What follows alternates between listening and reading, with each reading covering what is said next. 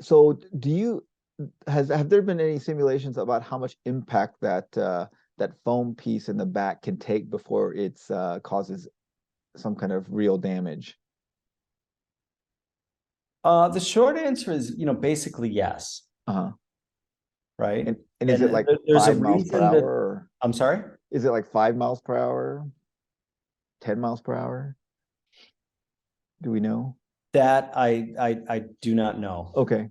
All right. But, go back to your original assumption, like you should protect this part, and this part. And you can see it here in this image, the Mhm. corners, the rear of the wheel pants, the rear of the vehicle here. Right.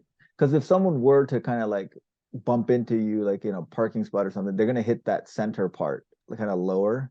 People were, concerned that they would hit this tail, the narrow tail, but that's much higher than most cars' bumpers. So the bumpers of the Exactly. cars are gonna hit below that. Exactly. So they would hit that foam piece. And so I try to explain to people like, no, they're gonna hit that foam piece, but I don't know how much impact that foam piece can take before it causes some kind of damage to the rear wheel cover. I Right. imagine would sustain some damage if you hit it hard enough. It's a good But assessment. but that information, I guess, is gonna come out at some point. Now, how long have you guys been thinking about the bunk there in the back? Because we saw Okay. it at the Yeah. initial, like, you know, the initial CPC announcement. When we saw that, we are like, what is Yes. that piece that's sticking down? And there were, Yeah. we were all speculating, oh, maybe that's where the rear wheel pants attach. Maybe it's for structural rigidity. Now it turns out maybe it's all three. Who knows? You know. Correct. You just said the magic word. It's actually all three. Again, Uh-huh. you have this opportunity, right? You have a problem that becomes an opportunity. Like, oh, a full flat floor, that's difficult to make structurally sound. Hmm. So what if we, put ribs in it? Okay, what are ribs? What if we do this? Well, then you realize, like, and this is going back months. This is not like, oh, we figured this out, a week ago or a month ago. Right. Like, This was like six, once, 7 months ago, right? oh, easily, yeah. Yeah. And once you realize, okay, what is the limitations, but also what are the opportunities for this process of what CPC is bringing with the way they make these parts. Like, oh my God, let's exploit this. You don't treat it as a restriction. You Hmm. don't cover it with leather. You don't cover it with everything. You say, let's let it be pure, which is why the hatch Hmm. is exposed this way, and Yeah. why we exploited the tool maker's skill and expertise to just let it be. It's a one piece hatch. Hmm. But same thing with the cargo bunk. We spaced what we call space claimed that, or space saved it Uh-huh. for, there's something here. It's kind of a dead zone. What are we going to do with it?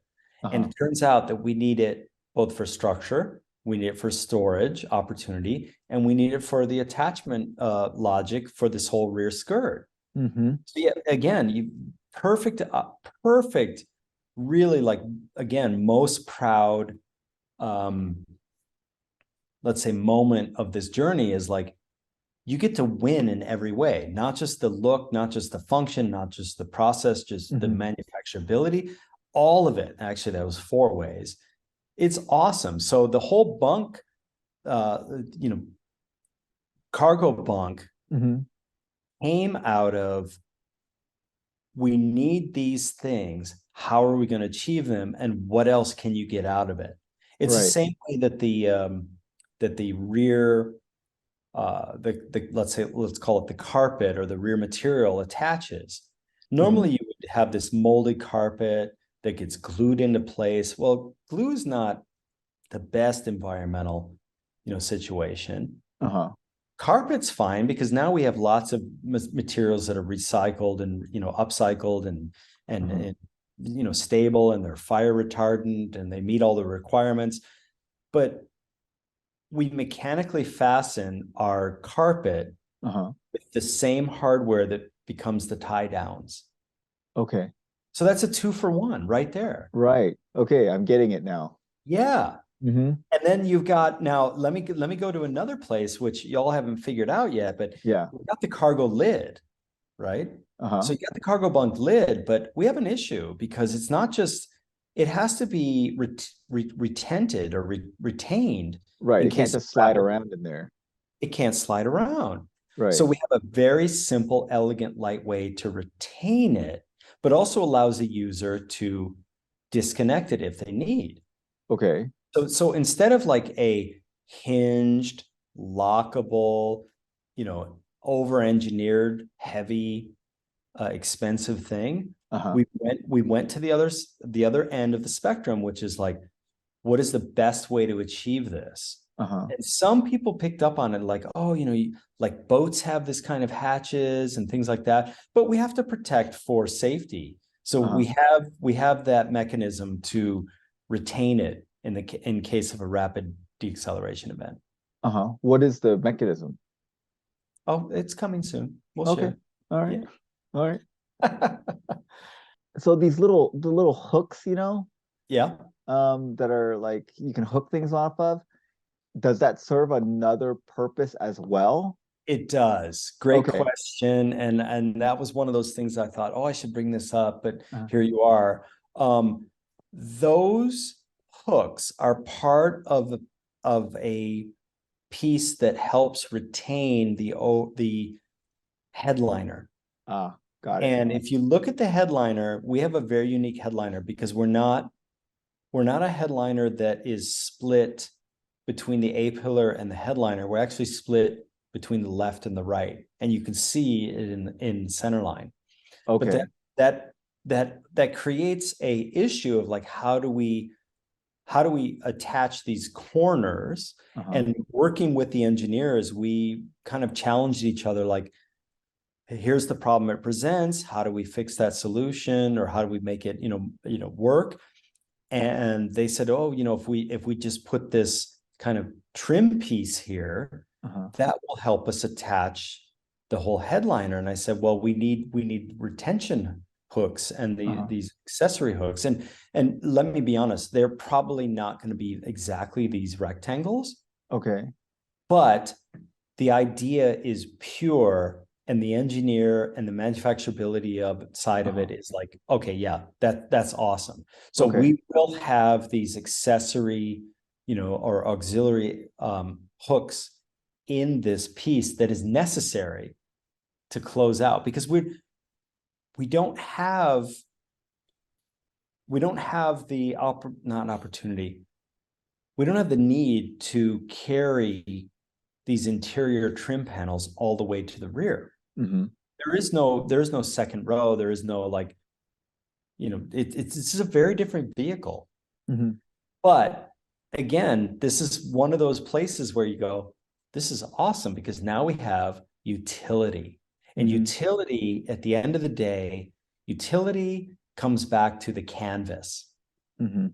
And when people see utility, they imagine what they can do with it, right? Which is why you and I are going to have the tent discussion coming up, Oh yeah. right? Yeah. When I put out that tent video, you emailed me fairly soon afterward and said, "Oh, we're gonna have to talk about that." Yeah. All right. So So wait, those hooks, everything you're seeing is a result of like some very careful studies, okay. not studies, but process. When I say design process, I really mean like solid engineering input, solid manufacturing input, solid, material choices. Like, let's get to the best place, because there's nothing stopping us. We Yeah. have to be this optimistic. Yeah. Every other vehicle manufacturer, right? And we're not a car company. Yeah. This is not a car. We have the opportunity to write our own future based on things that are more forward facing, Mm-hmm. right? And not so limited to like, well, that's how we do it on this. Like, no, we're not in that slot. Mm-hmm. Mm-hmm. That's what makes Aptera so special. If we were a four-wheel vehicle, and we had some solar, or we were a four-wheel vehicle and we had electricity, or we were a four-wheel vehicle and we had performance, that's a different game. Mm-hmm. But that's not the game that Aptera is in. Aptera is literally in its own universe or galaxy or solar system, or we have all these amazing solutions they can apply not only to this vehicle, but to a lot of other things. But this is not easy. This is an attainable place, right? This product is attainable given our parameters. That's what makes it so fun. You know, look at those struts. See those gas struts? Yep.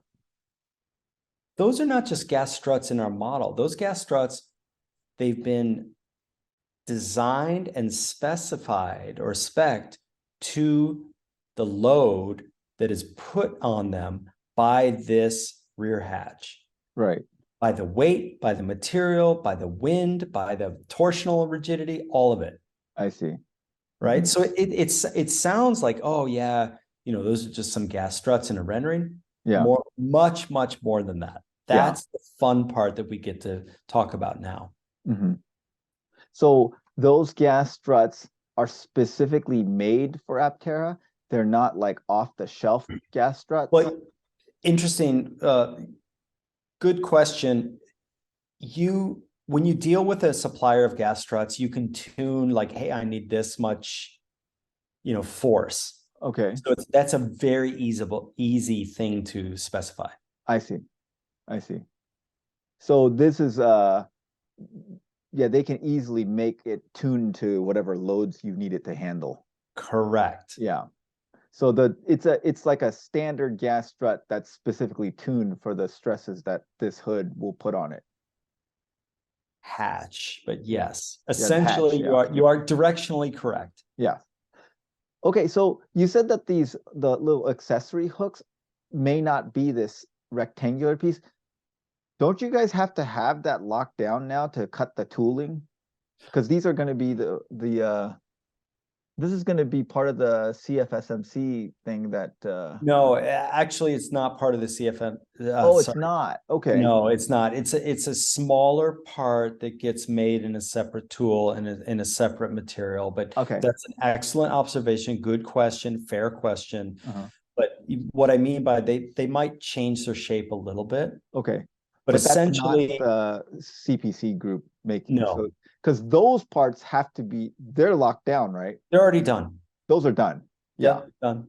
Okay. Yeah. So those are kind of there's some fungibility and flexibility on some other parts, and those little hooks, they look like in this rendering, they look like they're part of the SMC panel, but they're actually not. Yeah. Okay. They're a separate piece that helps hold the that helps hold the headliner in place. Okay. Yeah. Great. And again, you take this, oh, we need this, we have a problem, and then you find the solution that then becomes an opportunity, and then you figure out the best material, the best way, the best process. And this is what's so exciting about this product. Like it's full of this. This is not a default. Like you're not trying to meet a price target. You're not trying to meet a market expectations. We're creating our own market space. This doesn't compare to anything, nor should it.